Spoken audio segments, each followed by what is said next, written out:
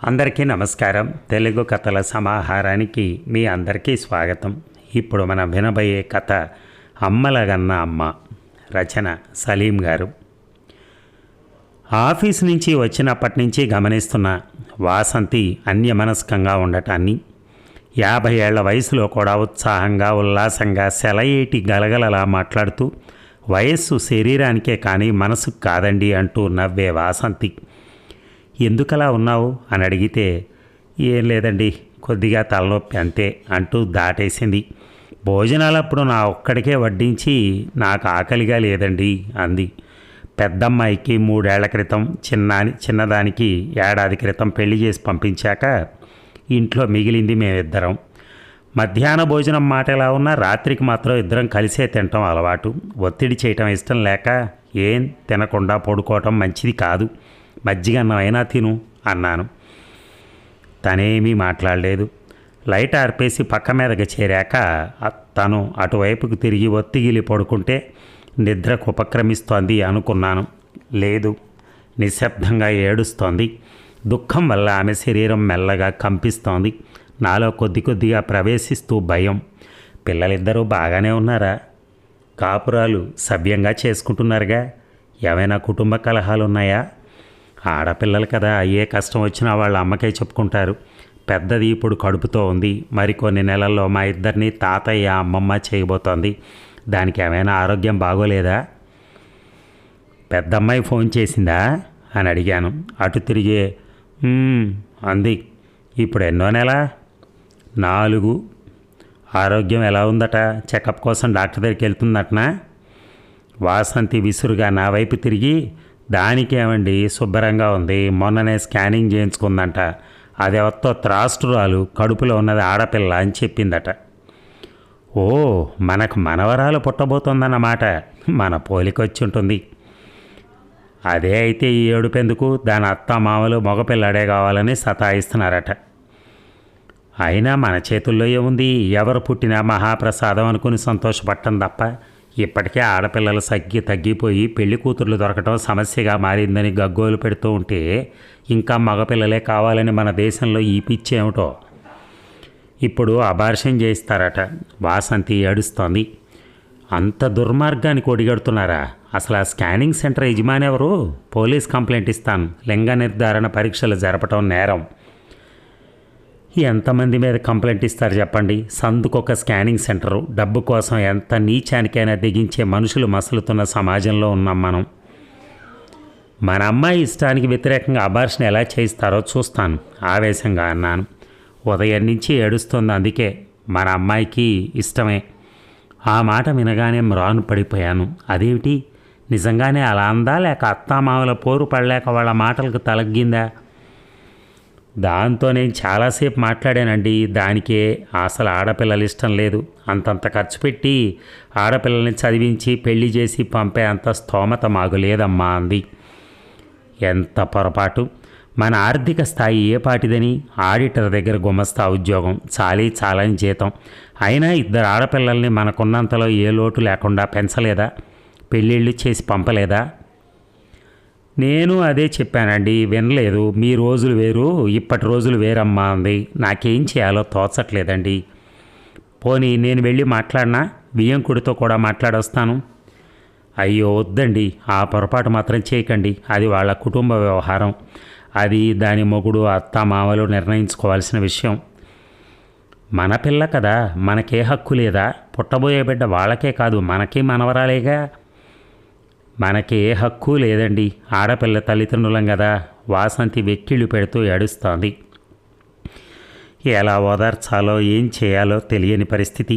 రాత్రంతా కలత నిద్ర, పీడ కలలు, రక్తం ఓడుతున్న లేత మాంసఖండాలు, కళ్ళు తెరవకముందే తమను చంపద్దని వేడుకుంటున్న చిట్టి చేతులు, ఉమ్మ నీటిలో కలిసిపోతున్న వేల గర్భస్థ పిండాల కన్నీటి సుడులు. ఇక ఆఫీస్కి వెళ్ళే హడావిడిలో ఉన్నప్పుడు సెల్ మోగింది. శివరావు నా మిత్రుడు. మా అమ్మాయి సుప్రియకు నొప్పులు వస్తున్నాయి. నెలలు నిండకుండానే నొప్పులు. వారం క్రితమే 8వ నెల వచ్చింది. డాక్టర్ కామేశ్వరి పనిచేసే ఆసుపత్రిలోనే చేర్పించాం. డాక్టర్ గారు నీకు తెలుసు కదా, ఓ మాట చెప్తావని అన్నాడు. అతని గొంతులో వ్యక్తావ్యక్తంగా సుళ్ళు తిరుగుతూ బాధ. తప్పకుండా చెప్తాను. అయినా డాక్టర్ కామేశ్వరి అంకిత భావంతో పనిచేసే డాక్టర్. కాసులకు కక్కుర్తుపడి అక్కరలేదన్న సిజేరియన్లు చేసే డాక్టర్ల మీద, అనవసరంగా గర్భసంచుల్ని తీసేసి అమానుషంగా అనారోగ్యాన్ని పంచుతున్న వ్యవస్థ మీద ఒంటి చేత్తో పోరాడుతున్న గొప్ప స్త్రీ. నేను చెప్పినా చెప్పకున్నా డాక్టర్గా తన బాధ్యతను నిర్వర్తించడంలో ఏమాత్రం అలసత్వం ప్రదర్శించదని హామీ ఇస్తున్నాను అన్నాను. నాకు డాక్టర్ కామేశ్వరితో కొద్దిపాటి పరిచయమే.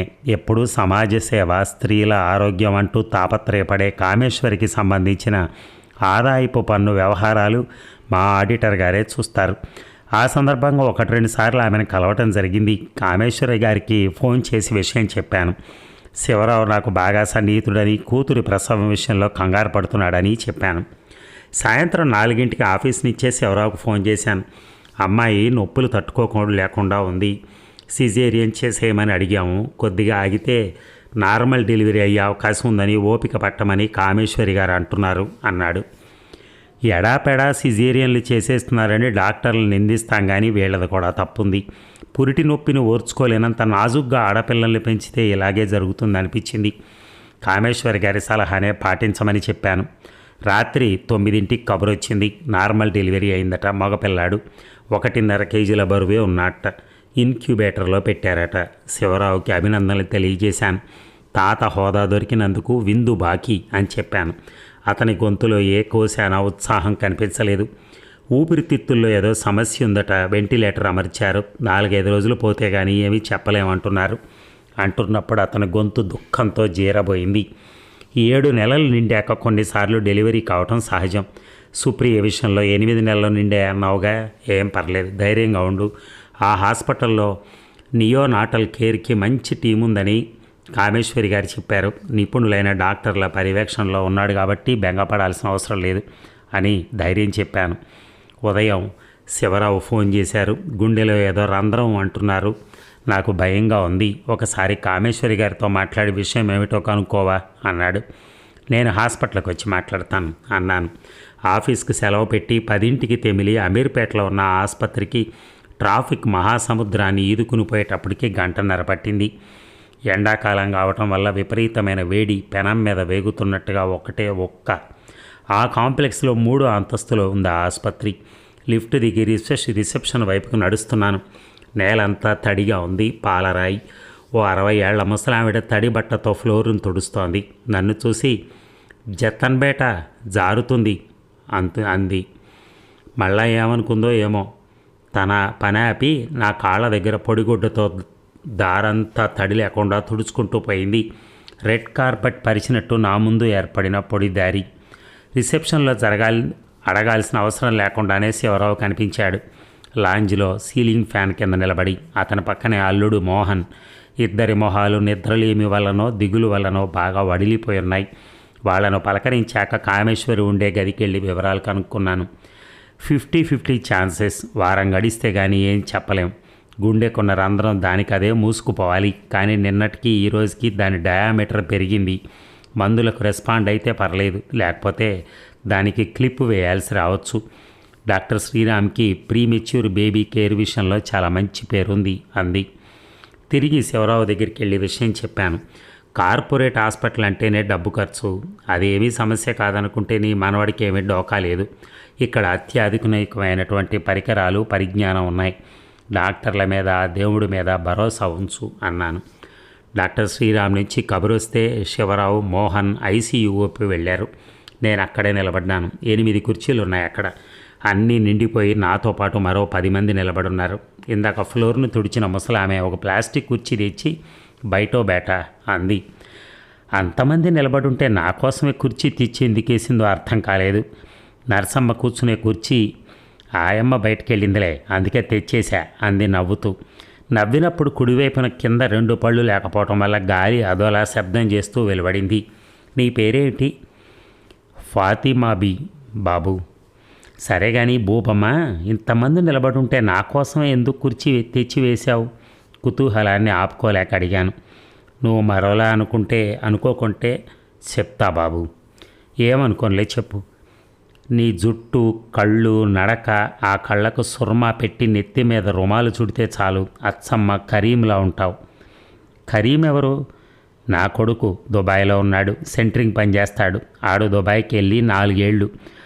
2 ఏళ్ళు అయ్యాక ఓ పాలు వచ్చిపోతే చూసుకుండే, మళ్ళా రాలే. ఈలు కాదట, ఏం కొలువులో ఏమో, కళ్ళల్లోనే కదులుతుంటాడు. నువ్వు వస్తుంటే ఓ క్షణం నా కరీమే ఇంట్లోకి నడిచి వస్తున్నట్టు అనిపించింది అని బోబమ్మ ఇబ్బందిగా నవ్వింది. పసిపిల్లల నవ్వులు అమాయకమైన నవ్వు. మళ్ళా వెంటనే నా కొడుకులో ఉన్నావన్నందుకు ఏమనుకోకు బాబు, మహారాజు బిడ్డవి. ఈ గరీబు దాని కడుపులో ఎందుకు పుడతావు? కడుపులో నీకెంతమంది పిల్లలు బూబమ్మ?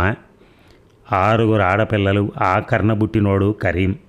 ఆడపిల్లలందరికీ నిక్కాలు చేశా. కరీం కోసం సంబంధాలు వస్తున్నాయి. మా ఇంటి ఆయన కరీంకి 6 ఏళ్ళు ఉన్నప్పుడు జబ్బు పడి చచ్చిపోయాడు. అప్పటి నుంచి ఒంటి చేత్తో సంసారాన్ని లాక్కొస్తున్నా బేట. కరీం సంపాదిస్తున్నాడుగా, ఈ వయసులో ఎందుకీ కష్టం చెప్పు? హాయిగా విశ్రాంతి తీసుకోకూడదా? కట్టపడటం కూడా కొన్నాళ్ళకి అలవాటుగా మారుతుందేమో బేట. ఊరికే కూసుంటే ఏమీ తోసదు. ఒంటరిదాన్ని కదా. బచ్చోం కా యాద్ బహుత్ సతాతా బేట. ఇది ఏవంత పనని పొద్దుగాల 6ంటికి వస్తే మధ్యాహ్నం 2ంటికి డ్యూటీ దిగచ్చు. నా ఇంటికి కూతుళ్ళు, మనవాళ్ళు, మనవరాళ్ళు వచ్చిపోతుంటారు. నా కొడుకు పంపించే పైసలు సరిపోవు. ఏదో 7 నెలలకు సన్నీళ్ళు అందిది నవ్వింది. శివరాం మొహం వేలాడేసుకుని వచ్చాడు. బాబుకు మరిన్ని టెస్టులు చేయాలన్నారట. రక్తంలో ఆక్సిజన్ శాతం తక్కువగా ఉందని, మెదడు దెబ్బతినచ్చని చెప్పారట. కార్పొరేట్ హాస్పిటల్లో చేరటం అంటేనే పులి నోట్లో తల పెట్టడం. ఎన్ని రకాలుగా భయపెట్టాలో అన్ని రకాలుగా భయపెట్టి డబ్బు గుంజుతారు. అంతా వాళ్ళకు వదిలి అన్నాను. ఇక బాబుకు సీరియస్గా ఉందని ఒకసారి వచ్చి పొమ్మని శివరావు ఫోన్ చేశాడు. నేను ఆసుపత్రికి వెళ్ళేటప్పటికి లాంజ్లో శివరావు, అతని భార్య మోహన్, అతని అమ్మా నాన్న కనిపించారు. శివరావు నా చేతులు పట్టుకుని వలవలా ఏడ్చాడు. ఏమైంది? బాబు పోయాడేమోనన్న శంక నాలో. ట్రీట్మెంట్ ఆపేస్తామంటున్నారు, మందులు పనిచేయటం లేదంట, గుండెలో రంధ్రం పెద్దదైందంట. మోహన్ ఏడుస్తూ చెప్పాడు. పరిస్థితి ఏమిటో తెలుసుకుందామని కామేశ్వరి దగ్గరికి వెళ్ళాను. అవును, ట్రీట్మెంట్ ఆపేయటం మంచిదని నేనే సలహా ఇచ్చాను. ఇన్ఫెక్షను తగ్గట్లేదు, గుండెకి ఆపరేషన్ జరగాలి, లంగ్స్లో బీపీ పడిపోతుంది, it's a gone case. Me friend ఏమో ఒప్పుకోవటం లేదు, ఎలాగైనా బతికించమంటాడు. తొలిచూలు కదా అందుకే అన్నాను. అందుకు కాదు, మగబిడ్డ కాబట్టి. అదే ఆడపిల్ల అయి ఉంటే ఖర్చు మిగులుతుందని ఈ పాటికి బేబీని తీసుకెళ్ళిపోయి ఉండేవారు అంటున్నప్పుడు ఆమె మొహం నిండా దిగులు పొరలుగా అల్లుకొని, అలా ఎందుకు చేస్తారు డాక్టర్? ఎవరైనా బిడ్డే కదా. అయ్యో, సమాజం అంత ఆరోగ్యంగా ఉంటే ఇంకే. దురదృష్టం ఏమిటంటే అది బాగా కుళ్ళిపోయింది. ఎన్ని కేసులు చూశానో. మగపిల్లాడే కావాలి, ఆడపిల్లని తెలిస్తే చాలా అబార్షన్లకు ఎగబడుతున్నారు. పుట్టిన ఆడపిల్లల్ని ఇక్కడే వదిలేసి వెళ్ళే పేరెంట్స్ ఉన్నారంటే నమ్ముతారా? హాస్పిటల్ వాళ్ళు అడ్వాన్స్గా ఎంత డబ్బు కట్టించుకున్నా ట్రీట్మెంట్కి అదే చాలక ఆ బేబీని ఏం చేయాలో తెలియక ఎన్ని అవస్థలో మాకు. శివరావు ఇలా ఆలోచిస్తాడనుకోను. ఏదో మిరాకిల్ జరిగి బాబు బతికినా జీవితాంతం వాడిని చూసుకుని కుమిలిపోవాల్సిన పరిస్థితి. మానసిక ఎదుగుదల ఉండదు. గుండెకు క్లిప్పు వేయాలి. మీ ఫ్రెండ్కి నచ్చ చెప్పండి. మాదేం పోయింది, ఇంకో 10 రోజులు ఉంచమన్నా ఉంచుతాం. రోజుకు 40,000 ఖర్చు, వాళ్ళ ఇష్టం మరి. శివరావుతో అదే విషయం చెప్పాను. నువ్వు కూడా అలా అంటావేమిటి? మగపిల్లాడు, ఖర్చు అయితే కానీ వాడిని ఎలాగైనా బతికించమని డాక్టర్లను వేడుకుంటాను. మగపిల్లాడైతే ఏంటట? మగపిల్లాడి కోసం సుప్రియ ఎలా తప్పించిందో తెలుసా? మోహన్ వాళ్ళ అన్నకి 2 ఆడపిల్లలే. నాకు మనవడినే ఇవ్వాలి అమ్మాయి అంటూ రోజుకు 10 సార్లైనా సుప్రియ వాళ్ళత్త హెచ్చరించేదట. మగపిల్లాడి వల్ల మా అమ్మాయికి అత్తారింటో ఎంత గౌరవం ఆలోచించావా అన్నాడు. ఇంటికి తిరిగి వచ్చే ముందు ఫాతిమా కోసం వెతికాను, కనిపించలేదు. మరొక 4 రోజులు బాబు ప్రాణాన్ని మందుల సాయంతో నిలపగలిగారు. 5వ రోజు బాబు చనిపోయాడని కబురు అందితే హాస్పిటల్కి వెళ్ళాను. అందరూ ఏడుస్తున్నారు. గోలగోలగా ఉంది. 2,60,000 బిల్లు అయిందట. బ్యాలెన్స్ కట్టాకే బాబును అప్పగిస్తామన్నారు. ఏమైనా తగ్గిస్తారేమో కామేశ్వరి గారిని అడుగు అన్నాడు శివరావు అంత దుఃఖంలోనూ. 15% డిస్కౌంట్తో బిల్లు కట్టేశారు. ఐసీయూ నుంచి తెల్లటి టవల్లో చుట్టిన బేబీ మృతదేహాన్ని తెచ్చి బయట నిలబడున్న శివరావు చేతిలో పెట్టింది నర్సు. ఆడవాళ్ళందరూ శివరావును చుట్టుకుని గొల్లుమన్నారు. ఫ్లోరు తడి బట్టతో తుడుస్తున్న ఫాతిమా పనాపి దగ్గరికి వచ్చింది. శివరావు చేతుల్లోంచి బాబుని ఎత్తుకుని గుండెలకు హత్తుకుని కన్నీటి సంద్రం అయిపోయింది. మేరే కలేజేక తుకడ అంటూ వాడే బుగ్గల్ని నిమిరింది. యాలా ఇస్మంటి కడుపు కోత దుష్మను కూడా ఇవ్వద్దు అంటూ ఏడ్చింది. బాబుని తీసుకుని వాళ్ళందరూ లిఫ్ట్లో కిందకు దిగారు. ఫాతిమా ఏడుస్తూనే ఉంది. ఎందుకలా బాధపడతావు బూబమ్మ, ఇలాంటి చావులు నువ్వెన్ని చూస్తూ ఉంటావో అన్నాను. అక్కడే నిలబడున్న నర్స్ కల్పించుకుని, పిచ్చి తల్లి సార్, మా హాస్పిటల్లో పిల్లలు ఎవ్వరు చచ్చిపోయినా తన పిల్లోడో చచ్చిపోయినట్టు దుఃఖపడుతుంది. ఎప్పుడో చచ్చిపోయినా తన కూతురు జ్ఞాపకం వస్తుందట అంది. నీ కూతురు చనిపోయిందా? ఎప్పుడు బూబమ్మ అని అడిగాను. మా కరీం పుట్టకముందు బాబు, 7వ కాన్పు, నెలలు నిండకుండానే పుట్టింది. ఎంత అందంగా ఉండిందో, తెల్లగా, అరచేయంత పెద్ద కళ్ళతో. మాది పల్లెటూరు. ఇస్మంటి దవాఖానాలు ఎక్కడివి? పుట్టిన 3వ దినమే చచ్చిపోయింది. ఇంటికి నూరు తెచ్చిందని నూర్జహాన్ అని పేరు పెట్టాలనుకున్నా. నాకు అదృష్టం లేదు బాబు, అల్లా దాన్ని తీసుకెళ్ళిపోయాడు అంటూ ఏడుస్తోంది. 6 ఆడపిల్లల తర్వాత పుట్టిన ఆడపిల్ల, మగపిల్లాడు కాదు. అయినా ఎంతటి ఆపేక్ష, ఎంతటి మమకారం. నీకిప్పటికే 6 ఆడపిల్లలు ఉన్నారు కదా బూబమ్మ, మరో ఆడపిల్ల లేకపోతేనే. ఆమె కస్సుమని లేచింది. ఎంతమంది ఆడకూతురులుంటే మాత్రం అది నా కూతురు కాదా? నా పేగు తెంచుకుని పుట్టలేదా? నా రక్త మాంసాలు కరిగించి కన్నబిడ్డ బాబు. ఆ కడుపు కోత ఎంత బాధగా ఉంటుందో తల్లికే తెలుస్తుంది. ఏ రంజాన్కో బక్రీద్కో పిల్లలందరూ ఇంటికొస్తే నాకు నూర్జహాన్ గుర్తొచ్చి గుండె బరువు ఎక్కుతుంది. ఎప్పటి విషయం అనుకున్నారు? ఏ 30 ఏళ్ల క్రితమో జరిగిన సంఘటన. అయినా ఈ పాగల్ ఫాతిమా అది ఇప్పుడే జరిగినట్టు బాధపడుతూ ఉంటుంది అంది నర్సు. బిడ్డను పోగొట్టుకున్న గాయం తల్లి గుండెల మీద ఎప్పటికైనా మానుతుందా బాబు? బతికినంతకాలం అది పచ్చిగా సలుపుతూనే ఉంటుంది. ఫాతిమా మళ్ళా ఏడుస్తోంది. పుట్టబోయేది ఆడపిల్లని తెలిసి అబార్షన్ చేయించుకుంటే ఆడపిల్లలకు ఫాతి బాబీ ఓ చెంపపెట్టు. ఆమె నా కళ్ళకు అమ్మలగన్న అమ్మలా కనిపించింది.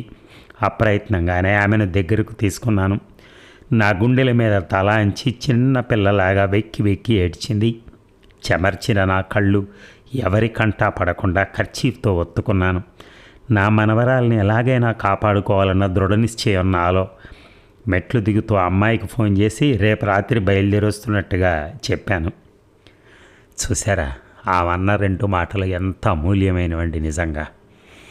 కూతురు అయితే మాత్రం మనిషి కాదా? ఆ కూతుర్ని నా కొడుకులాగే పెంచుకుంటానో లేకపోతే ఇంకో రకంగానో ఎన్నో రకాలుగా ఆమె మాట్లాడింది.